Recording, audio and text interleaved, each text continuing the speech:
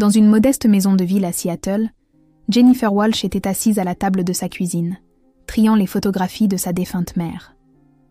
Jennifer travaillait comme professeure d'arts plastiques au collège, et les murs de sa maison arboraient les œuvres de ses élèves aux côtés de ses propres aquarelles.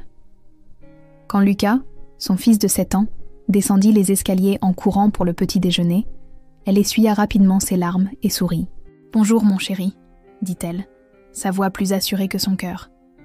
Depuis 3 ans, depuis la mort de son mari Michael dans un accident de chantier, ils n'étaient plus que tous les deux. Le deuil avait d'abord été insupportable, mais peu à peu, ils avaient trouvé leur rythme. Lucas était trop jeune pour bien comprendre la mort, mais il savait que son papa était parti. Jennifer s'était promis d'être assez forte pour eux deux. Certains jours étaient plus difficiles que d'autres, mais ils s'en sortaient.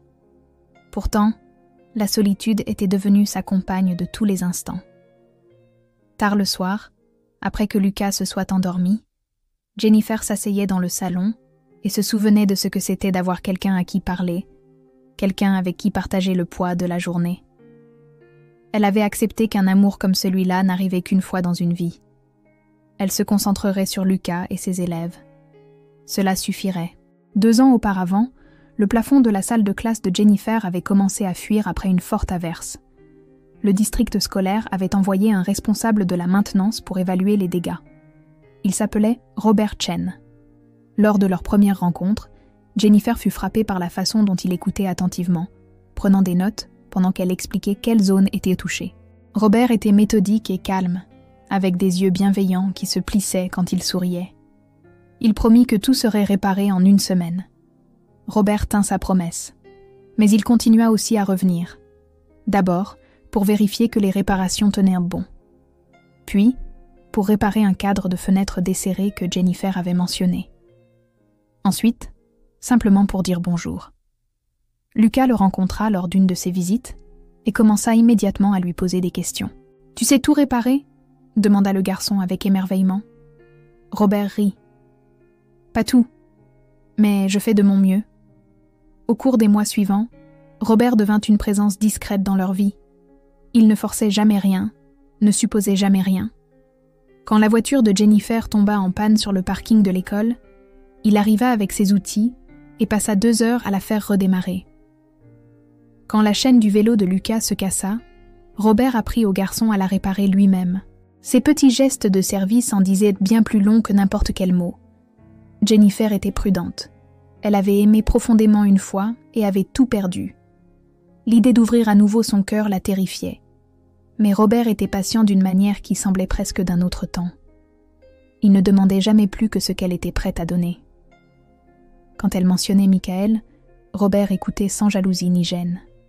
« Il avait de la chance de t'avoir », disait simplement Robert. « Et Lucas a de la chance d'avoir eu un tel père. » Un soir, Jennifer invita Robert à dîner. Lucas était ravi, mettant la table avec un soin particulier. Pendant qu'ils mangeaient des spaghettis et parlèrent de leur journée, quelque chose changea.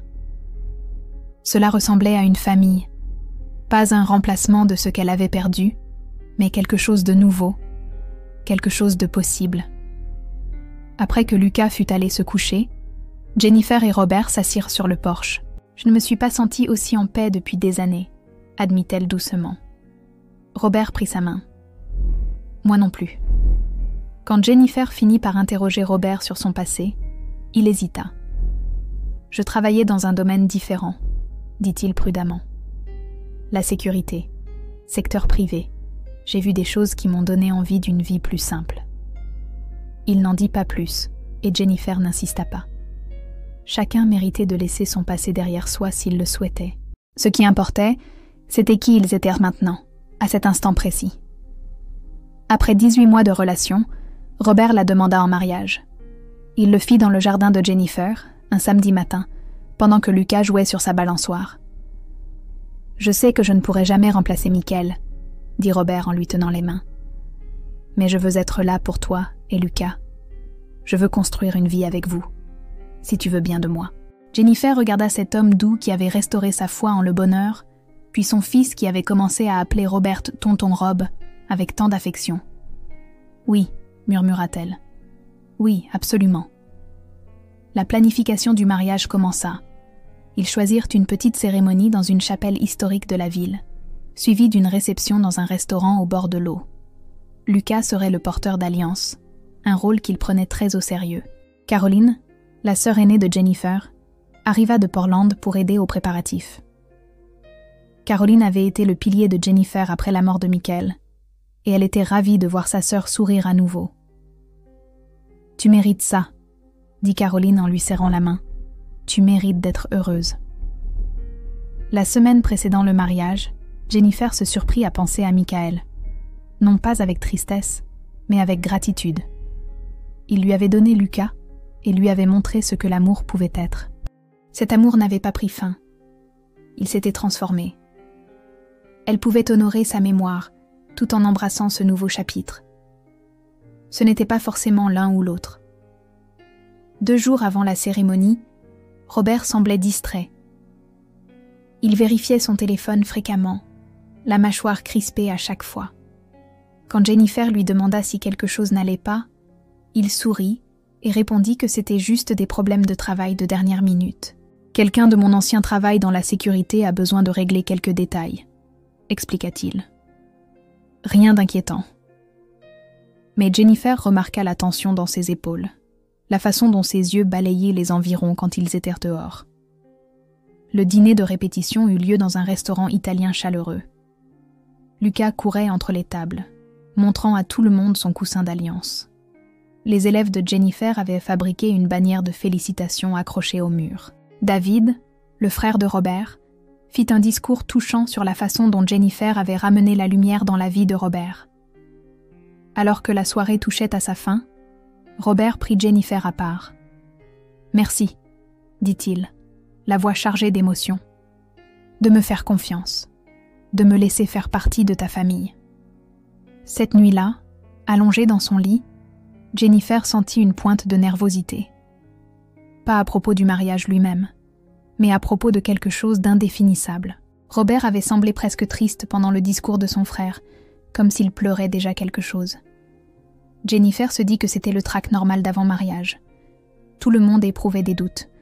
Le lendemain soir, il serait marié, et ce sentiment passerait. Pendant ce temps, dans son appartement à l'autre bout de la ville, Robert était assis à son bureau, fixant l'écran de son ordinateur portable. Un email crypté était arrivé cet après-midi. Le message était bref. « Nous savons où tu es. La dette n'est pas réglée. Demain. » Ses mains tremblaient en le supprimant. Il avait espéré que son passé resterait enfoui. Pendant 3 ans, il avait été prudent, avait brouillé ses pistes, mais il l'avait retrouvé. Robert avait travaillé pour une société militaire privée à l'étranger. Son équipe avait été envoyée pour exfiltrer la famille d'un diplomate d'une zone hostile. La mission avait mal tourné. Il y avait eu une embuscade. Dans le chaos, Robert avait pris une décision en une fraction de seconde qui avait sauvé la famille, mais avait entraîné la mort du fils d'un chef de guerre local. Le chef de guerre avait juré de se venger. La société de Robert l'avait relocalisé, lui avait donné une nouvelle identité, l'assurant qu'il était en sécurité. Mais maintenant, le passé l'avait rattrapé. Il ne pouvait pas le dire à Jennifer. Pas maintenant. Pas alors qu'elle avait enfin retrouvé le bonheur après tant de pertes. Robert avait déjà contacté son ancien officier traitant ce matin-là. « Mets ta famille en lieu sûr », avait dit l'officier. « Nous envoyons une équipe, mais ça prendra du temps. » Robert avait un plan. Il ferait sortir Jennifer et Lucas de la chapelle avant que quoi que ce soit n'arrive. Il gérerait ça seul. Le matin du mariage arriva, clair et ensoleillé. Jennifer se réveilla tôt dans la chambre d'hôtel qu'elle partageait avec Lucas et Caroline. Son fils rebondissait sur le lit, incapable de contenir son excitation. « C'est aujourd'hui! C'est aujourd'hui !» chantait-il. Jennifer le serra dans ses bras, respirant son odeur de petit garçon. Tout allait être parfait. À la chapelle, les préparatifs battaient de leur plein. Des fleurs ornaient chaque banc. Des rubans blancs et des bougies créaient une atmosphère d'élégance simple. La robe de Jennifer était suspendue dans la salle de préparation. Une robe de couleur crème avec des manches en dentelle. Caroline l'aida à se coiffer et à se maquiller pendant que Lucas s'entraînait à marcher lentement avec son coussin. « Tu es magnifique », dit Caroline, les larmes aux yeux. On dirait un ange. Robert arriva tôt avec David. Pendant que son frère discutait avec les invités qui arrivaient, Robert fit le tour du périmètre de la chapelle. Il vérifia les sorties, évalua les lignes de mire, chercha quoi que ce soit d'inhabituel. Sa formation ne l'avait jamais quitté. Sur le parking, il remarqua un SUV noir aux vitres teintées qui n'avait rien à faire là. Son sang se glaça. Ils étaient déjà là. Il appela immédiatement son officier traitant. « Ils sont là, à la chapelle. J'ai besoin d'une extraction pour 2 civils, maintenant. » La voix de l'officier était grave. « Nous sommes à 15 minutes. Éloigne-les du bâtiment. N'attends pas. » L'esprit de Robert s'emballa. 15 minutes, c'était trop long. Il devait agir immédiatement. 30 minutes avant la cérémonie, les invités étaient assis. L'organiste commença à jouer une douce musique de prélude. Lucas se tenait à l'avant de la chapelle, souriant à tout le monde. Jennifer attendait dans la salle de préparation, son bouquet à la main. Elle se regarda une dernière fois dans le miroir. « Un nouveau chapitre commence aujourd'hui », pensa-t-elle. Robert fit irruption dans la salle de préparation. Son visage était pâle, son regard affolé. Caroline eut un hoquet de surprise. « Robert, qu'est-ce que tu fais? Tu ne peux pas la voir avant. » Il la coupa. « Jennifer, nous devons partir. Tout de suite. Vous deux et Lucas. » Sa voix était basse et pressante. Le cœur de Jennifer rata un battement. « Quoi? Robert, la cérémonie ?» Il lui attrapa les épaules. « Je t'expliquerai tout, mais nous devons y aller maintenant. Où est Lucas ?» Son intensité l'effraya. Ce n'était pas le trac du jour du mariage. Quelque chose n'allait vraiment pas. « Il est dans la chapelle avec les invités », dit Jennifer, sa voix montant d'un cran. « Robert, tu me fais peur. Qu'est-ce qui se passe ?» Robert se dirigeait déjà vers la porte. « Viens avec moi. Fais-moi confiance. S'il te plaît. » Le désespoir dans ses yeux guida sa décision. Elle souleva sa robe et le suivit, Caroline sur ses talons. Ils se précipitèrent dans la chapelle. Robert balaya la pièce du regard et repéra Lucas assis au premier rang avec David. Il remonta l'allée, ignorant les murmures confus des invités. Jennifer le suivit, le cœur battant à tout rompre. Ce n'était pas comme ça que ça devait se passer. Qu'était-il en train de se passer? Robert atteignit Lucas et le souleva. « Salut champion, on part à l'aventure », dit-il, forçant sa voix à paraître légère. Lucas avait l'air confus. « Mais le mariage ?» Robert le coupa gentiment. « Plus tard. L'aventure d'abord. » Il regarda David. « Fais sortir ces gens. Dis-leur qu'il y a une fuite de gaz. Peu importe le prétexte. Fais-le maintenant. » Le visage de David devint blanc. Il n'avait vu son frère comme ça qu'une seule fois, des années auparavant, juste avant que tout ne tourne mal à l'étranger. Il hocha la tête et commença à guider les invités vers les sorties. La confusion se propagea dans la chapelle. Jennifer attrapa le bras de Robert. « Dis-moi ce qui se passe, maintenant. » Robert la regarda, Lucas dans ses bras, Caroline planant à proximité. « Des gens de mon passé. Des gens dangereux. Ils sont ici. Je les ai vus dehors. Nous devons vous mettre en sécurité, toi et Lucas. » Les mots semblaient irréels, comme sortis d'un film. Mais la peur dans ses yeux était bien réelle. « Pourquoi quelqu'un voudrait nous faire du mal ?» demanda Jennifer, bien qu'une partie d'elle comprenait déjà. Cela n'avait rien à voir avec elle. C'était le passé de Robert qui les rattrapait. La mâchoire de Robert se contracta. « Pas vous, moi, mais ils vous utiliseront pour m'atteindre. Je ne laisserai pas ça arriver. » Ils se dirigèrent vers une sortie latérale. Robert se positionna entre sa famille et les portes principales. Dehors, il les guida vers son camion garé à l'arrière. « Montez, baissez-vous. » Sa voix avait changé. Ce n'était plus le doux responsable de la maintenance qu'elle connaissait. C'était quelqu'un d'autre, quelqu'un entraîné à la violence. Alors que Jennifer montait avec Lucas, serrant fort son fils sur la banquette arrière, elle vit Robert inspecter le parking. Sa main se déplaça vers sa veste, et elle réalisa avec horreur qu'il était armé. « Robert », commença-t-elle.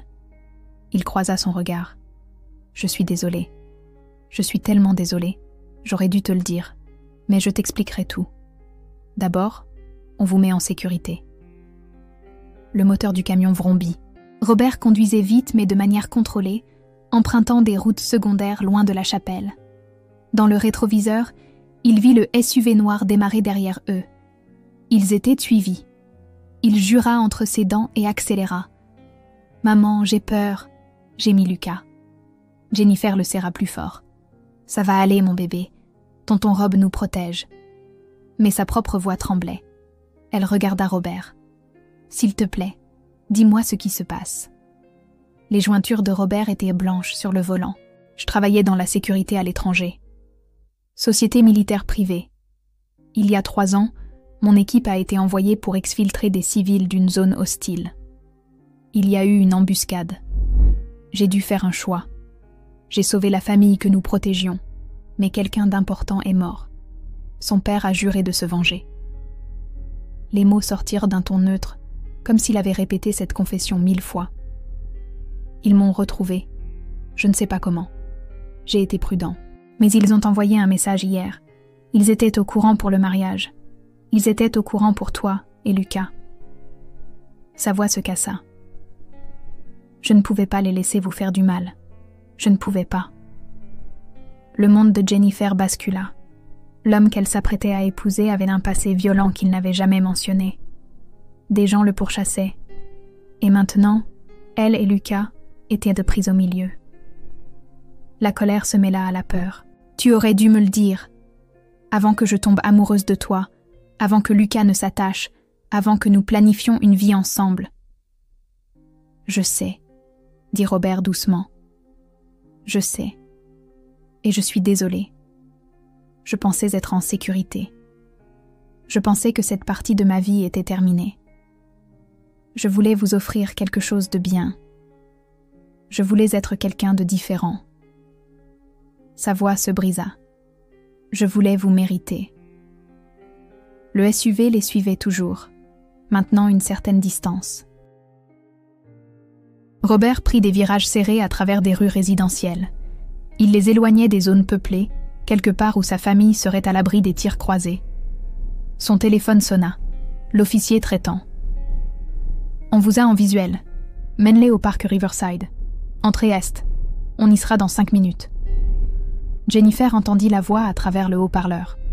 Officiel. Militaire. C'était réel. Son fiancé n'était pas celui qu'elle croyait. Ou peut-être était-il exactement celui qu'il disait être. Quelqu'un essayant de laisser son passé derrière lui. Elle regarda Lucas, son petit visage pressé contre sa poitrine. Son fils avait déjà perdu un père. Elle ne pouvait pas le laisser en perdre un autre. « Qu'est-ce qu'on fait ?» demanda-t-elle, sa voix plus assurée maintenant. Robert la regarda dans le rétroviseur. Dans ses yeux, il ne vit pas seulement de la peur, mais de la détermination. « On va au parc. Mes hommes s'occuperont du reste. Vous serez protégés, toi et Lucas. Je te le promets. » Ils arrivèrent au parc Riverside. Robert se gara près d'une aire de jeu et se tourna vers Jennifer et Lucas. « Écoutez-moi attentivement. Dans environ 2 minutes, des hommes vont arriver. Ils sont de notre côté. Ils vous emmèneront en lieu sûr. Vous y resterez jusqu'à ce que ce soit réglé. » Lucas leva les yeux, rempli d'effroi. « Et toi ?» L'expression de Robert s'adoucit. « Je dois rester et régler ça. Mais je reviendrai. Je te le promets. » C'était la même promesse que Michael avait faite le matin de l'accident. Je reviendrai. Mais il n'était pas revenu. La poitrine de Jennifer se serra. « Ne fais pas ça, » murmura-t-elle. « Ne fais pas de promesses que tu ne peux pas tenir. » Robert se pencha en arrière et lui toucha le visage. Je tiendrai celle-ci. Je le jure sur tout ce que je suis. » Derrière eux, le SUV noir entra sur le parking. 2 hommes en sortirent. Le corps de Robert se tendit. Une camionnette blanche s'arrêta brusquement à côté d'eux. La porte s'ouvrit à la volée. « Montez, maintenant !» cria un homme en tenue tactique. Robert ouvrit la portière arrière et sortit Lucas, le passant à l'homme armé. Puis il aida Jennifer, sa robe de mariée s'accrochant à la portière. Elle trébucha et il la rattrapa. Pendant un instant, ils se firent face. « Je t'aime, » dit Robert. « Vous deux. Ça, c'est réel. » Tout le reste était réel. Les yeux de Jennifer se remplirent de larmes. « Alors reviens-nous. » Elle monta dans la camionnette avec Lucas. Caroline apparut de nulle part, les ayant suivis dans sa propre voiture. Elle sauta à l'intérieur aussi. Alors que la porte de la camionnette se refermait, Jennifer vit Robert se tourner pour faire face aux hommes du SUV. Il se tenait seul sur le parking, sa veste ouverte, sa posture large. La camionnette s'éloigna. Lucas cria « Tonton Rob !» Jennifer le serra contre elle pendant qu'il s'éloignait, regardant par la vitre arrière, Robert devenir de plus en plus petit. La maison sécurisée était un bâtiment anodin en périphérie de la ville. À l'intérieur, Jennifer, Lucas et Caroline furent accueillis par une femme en tailleur sombre qui se présenta comme l'agent Morrison. « Vous êtes en sécurité ici, » dit-elle. « Monsieur Chen coopère avec notre équipe pour résoudre la situation. »« Résoudre quelle situation ?» exigea Jennifer. « Qui sont ces gens? Pourquoi le poursuivent-ils » L'agent Morrison s'assit en face d'eux. « Il y a 3 ans, Monsieur Chen travaillait pour une société privée dans des opérations à l'étranger. Il a pris une décision qui a sauvé des vies, mais lui a créé un ennemi. Cet ennemi le cherche depuis. Nous avons relocalisé Monsieur Chen et lui avons fourni une nouvelle identité. Mais d'une manière ou d'une autre, sa localisation a été compromise. » Jennifer avait l'impression de vivre un cauchemar. Donc tout était un mensonge? Son nom, son travail, sa vie? Morrison secoua la tête. Ses sentiments pour vous sont authentiques. L'homme que vous connaissez est qui il est vraiment. Le reste n'était que une protection nécessaire. Les heures passèrent. Lucas s'endormit sur un canapé, épuisé par la peur et la confusion. Caroline prépara un thé que personne ne but. Jennifer fixait sa robe de mariée, froissée et sale maintenant, symbole d'un jour qui ne serait jamais. Elle pensa à Michael, à la rapidité avec laquelle la vie pouvait changer, à la fragilité du bonheur. Son téléphone sonna. C'était Robert. « Jennifer, tu vas bien ?» Sa voix semblait fatiguée mais vivante. Elle faillit sangloter de soulagement. « Nous allons bien. Lucas dort. Que s'est-il passé? Où es-tu? » « C'est fini, » dit Robert. « Ils sont en état d'arrestation. » Il s'avère que c'était des mercenaires, pas la famille du chef de guerre. Quelqu'un d'autre voulait se venger et les a engagés. Mon ancienne société s'en occupe. C'est réglé. Jennifer ferma les yeux. « Tu es blessé? » ?»« Non. Quelques bleus. Rien de grave. » Il marqua une pause. « Je comprendrai si tu ne veux plus me revoir. J'ai fait entrer le danger dans ta vie, dans la vie de Lucas. J'aurais dû rester à l'écart depuis le début. » Sa voix était vide, vaincue. Jennifer regarda son fils dormir paisiblement, puis la robe de mariée.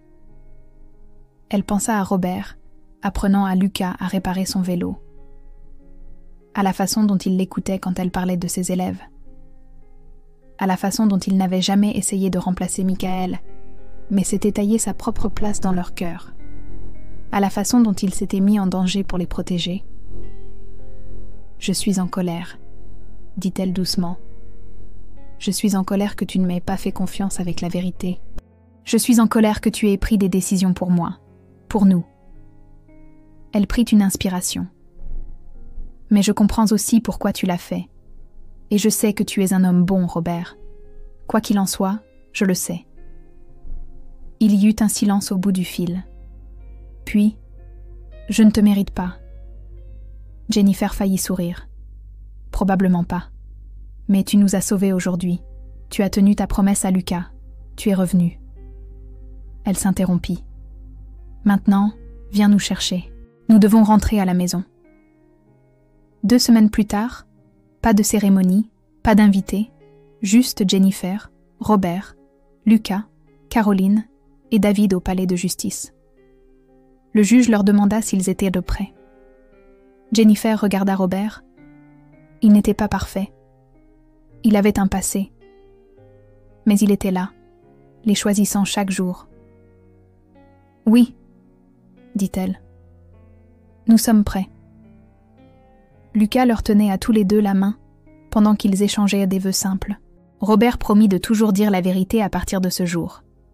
Jennifer promit de faire confiance, mais de vérifier.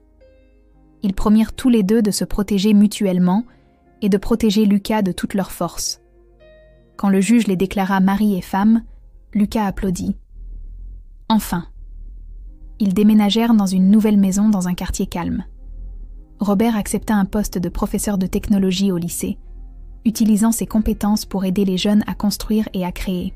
Jennifer continua d'enseigner les arts plastiques. Le week-end, ils allaient dans des parcs ou des musées, tous les trois ensemble. Parfois, Jennifer surprenait Robert en train de scanner les environs, les vieilles habitudes ayant la vie dure. Mais la plupart du temps, il était simplement présent. Un soir, Lucas faisait ses devoirs à la table de la cuisine. Il leva les yeux vers Robert. « Je peux t'appeler papa maintenant, puisque maman et toi êtes mariés ?» La gorge de Robert se serra. Il jeta un coup d'œil à Jennifer, qui hocha la tête, les larmes aux yeux. « J'en serais honoré, » dit-il. Lucas sourit. « D'accord, papa. » 1 an plus tard, Lucas ramena un devoir de l'école. « Écrivez sur votre famille », disait la consigne. Il avait écrit « J'ai 2 papas. L'un est au ciel et veille sur moi. L'autre est ici et m'apprend des choses. Tous les 2 m'aiment. Tous les 2 sont réels. La famille, ce n'est pas une question de sang, ni même d'être en vie. C'est ceux qui restent. Ceux qui vous protègent. Ceux qui vous choisissent chaque jour. » Jennifer et Robert le lurent ensemble, main dans la main. « C'est un enfant intelligent, » dit doucement Robert. Jennifer hocha la tête. Il a appris des meilleurs. Ils étaient assis dans leur salon, regardant Lucas jouer dans le jardin, et Jennifer pensa à quel point la vie était étrange. Comment la perte et l'amour pouvaient coexister, comment les gens pouvaient apporter des passés difficiles et quand même créer de beaux avenirs. Robert la serra contre lui.